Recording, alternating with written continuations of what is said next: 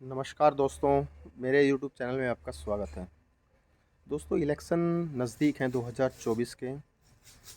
तो जितने भी सर्वे बता रहे हैं कि बीजेपी इस बार बढ़त बनाए हुए हैं और मोदी जी खुद कह रहे हैं कि इस बार 372 और अगर गठबंधन को जोड़ा जाए तो 400।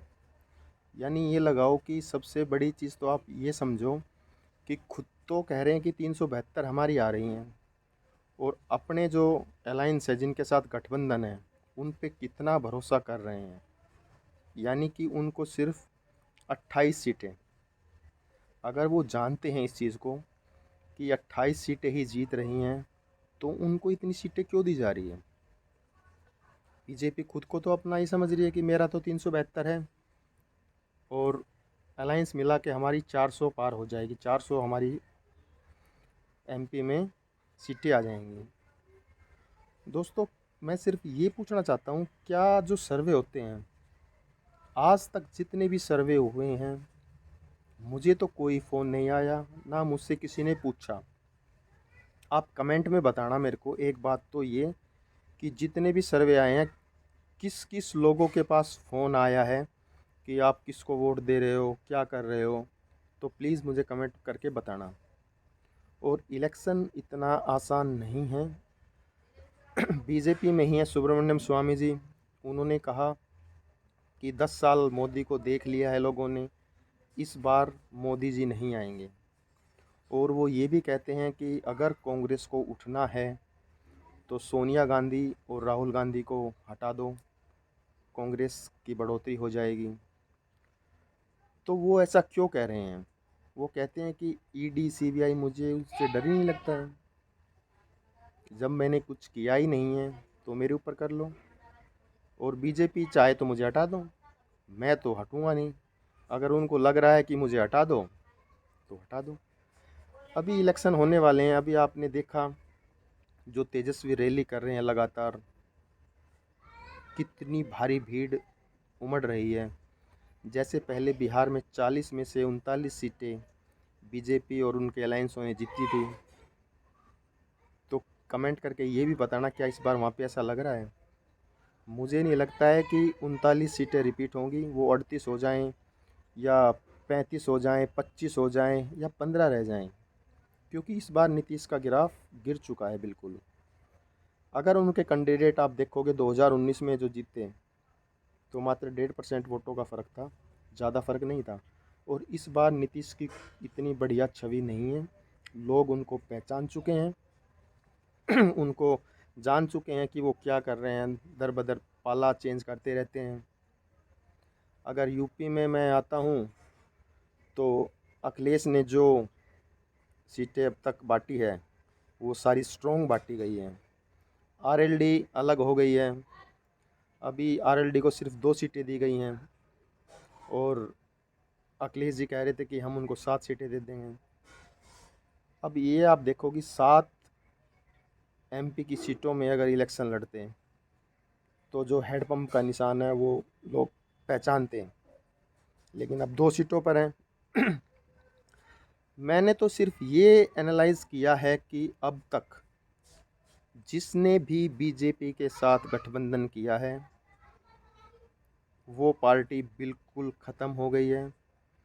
चाहे आप नीतीश को ले लो, मायावती को ले लो, या फिर आप अकाली दल को ले लो, आप कहीं भी चले जाओ, बीजेपी पार्टी हमेशा जो भी गठबंधन करती है। अब हरियाणा में देख लो, दुष्यंत चौटाला वो क्या कहकर अपने लोगों को कहेंगे कि आप प्रचार में हम उठाते हैं, एमपी में इलेक्शन में सीटें देते हैं तो आप लड़ो, और क्या कहोगे जाके कि बीजेपी ख़राब है। भाई बीजेपी ख़राब है तो फिर आप उनसे अलायंस क्यों कर रखा है आपने? कांग्रेस ख़राब है तो ठीक है, आप बीजेपी के साथ रहो। आप क्या सोच के चुनाव प्रचार में जाओगे? जेजेपी ख़त्म हो गई है इस बार। जेजेपी इस बार क्या, अगर विधानसभा के भी इलेक्शन होंगे तो उसमें भी जेजेपी ख़त्म है बिल्कुल। आरएलडी ने हाथ मिला लिया, उधर ओम प्रकाश राजभर खुश हो रहे हैं, एक सीट मिल रही है उनको, वो अपने लड़के को लड़ा देंगे और खुद मंत्री पद उन्होंने ले ही लिया है। तो कई विश्लेषण ये आते हैं, जो मनोवैज्ञानिक या महापंडित बैठे हैं वो कहते हैं कि क्या उनका प्रचार यही है कि भाई आप मंत्री बन गए, लड़के को बना दो, क्या यही उद्धार है राजभर या पिछड़े दलितों का? बहुत विडंबना भरी स्थिति हो चुकी है। अब आने वाले उसमें देखेंगे, आप नितिन गडकरी का देख लो, जब 195 सीटों का आपने उम्मीदवार को घोषित कर दिया है, तो उनके बहुत बड़े लीडर हैं नितिन गडकरी, उनको तो आपने टिकट नहीं दी, क्यों दरकिनार कर रखा है? अगर आप देखो कि यूपी में अगर योगी मंत्रिमंडल का देखा जाए तो वो बिल्कुल खुश नहीं थे ओपी राजभर को मंत्री पद देने के लिए, दारा सिंह को भी मंत्री पद देने के लिए खुश नहीं थे वो। क्या हम मान लें कि अब अमित शाह ने वहाँ पे सारी चीज़ें कवर कर ली है, यानी 50% अपने मंत्री बैठा दिए हैं और 50% योगी के हैं, क्या वो अब खुलकर काम कर पाएंगे? दोस्तों, सबसे बड़ी चीज़ है बेरोज़गारी का मुद्दा। अब बेरोज़गार इतने हो चुके हैं कि नौकरियां हैं नहीं। आप किसानों का मुद्दा उठा के देख लो, अब जो वीडियो देख रहा है, अगर वो किसान है, उसके पास 2 4 5 किल्ले हैं तो वो अपना बता देगा। अब जिसके पास किल्ले नहीं है वो कहेंगे कि खामा खा बैठे हैं, ऐसे ही चलता रहेगा। तो ये चीज़ें उचित नहीं है, क्योंकि आपने तो खेती बाड़ी की नहीं है अपनी, आप अपनी नौकरी कर रहे हो, अपना कोई व्यवसाय कर रहे हो। छोटे छोटे जो व्यवसाय कर रहे थे, छोटे दुकानदार लगा लो, मेडिकल स्टोर लगा लो, कुछ भी लगा लो, सब चीज़ें फेल हो गई है। क्या बीजेपी सिर्फ यही करना चाहती है कि जो अमीर है वो अमीर रहे, जो गरीब है वो गरीब ही रहे, मध्यम वर्ग के लोगों को ख़त्म कर देगी? यही मुद्दे सारे इस चुनाव में होने वाले हैं। अब देखना आपको है कि आपको क्या सही लग रहा है। अब सुब्रमण्यम स्वामी जी ने तो ये भी बोल दिया था कि जो G20 का सम्मेलन हुआ वो खामखा बेकार व्यर्थ था, पैसे लुटा दिए। चीन के जो राष्ट्रपति हैं जिनपिंग, वो कहते हैं कि 61 बार उन्होंने, मोदी जी ने उनके साथ मुलाकात की। सुब्रमण्यम स्वामी जी ये भी कहते हैं कि जिनपिंग के साथ 61 बार मुलाकात की, गुप्त मुलाकात थी, उनको बुलाना चाहते थे लेकिन वो आए नहीं। फिर उसके बाद अमेरिका के राष्ट्रपति जॉन बाइडन यहाँ पर आए, उन्होंने जैसे हमारे देश से गए, उन्होंने वियतनाम का दौरा किया तो वहाँ पे कहा कि मुझे बोलने नहीं दिया गया, रूस ने हमारी बात नहीं सुनी, तो G20 तो बिल्कुल ही ख़राब चला गया। अब आप खुद ही आकलन करो कि क्या बेरोज़गारी या किसानों का मुद्दा है।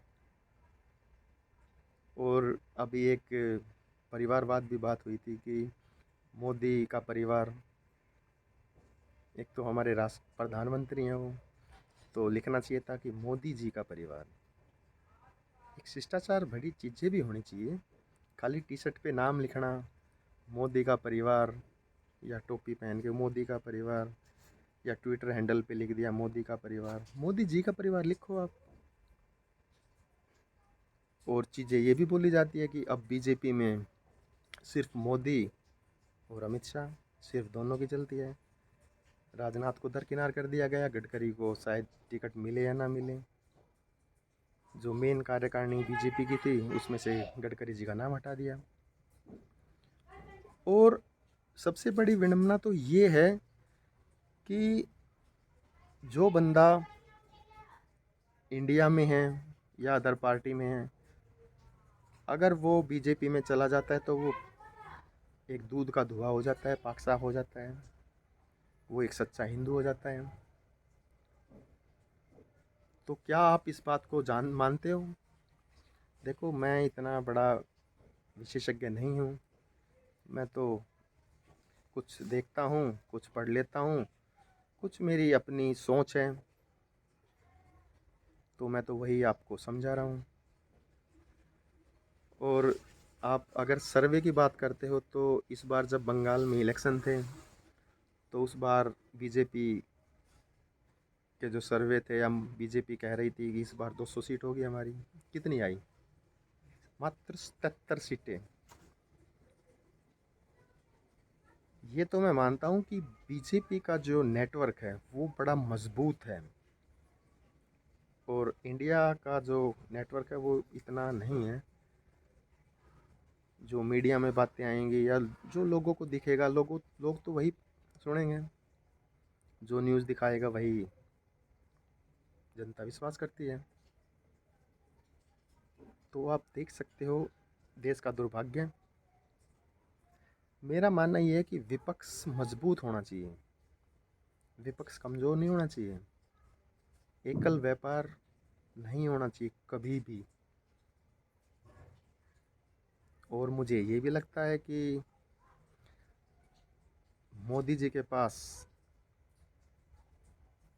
ना तो अरविंद केजरीवाल का तोड़ है, वो दिल्ली तो बैठे हैं, लेकिन दिल्ली विधानसभा में उनकी हालत देखो कैसी है। और जो उन्होंने एक एजेंडा चलाया था कि भाई इस बार बड़े बुज़ुर्गों को टिकट नहीं दी जाएगी, 70 साल से ऊपर हो गए हैं, 65 साल से ऊपर हो गए हैं,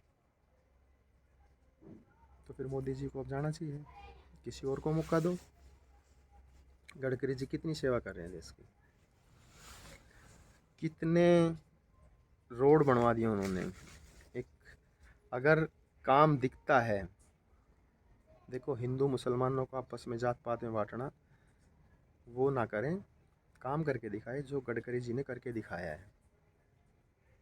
राजनाथ जी से पहले गृह मंत्री थे 2014 में, अब क्या हुआ, उनको रक्षा मंत्री बना दिया गया।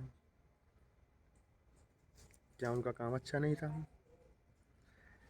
और सुब्रमण्यम स्वामी ने ये भी कहा कि ऐसा नहीं है कि बीजेपी के अंदर सिर्फ दो ही लोगों की चलती है,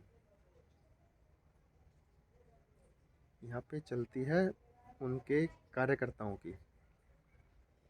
अब वो कह रहे थे कि इस बार मोदी जी प्रधानमंत्री नहीं बनेंगे। अब क्यों नहीं बनेंगे वो जानते हैं। और वो ये भी कह रहे थे कि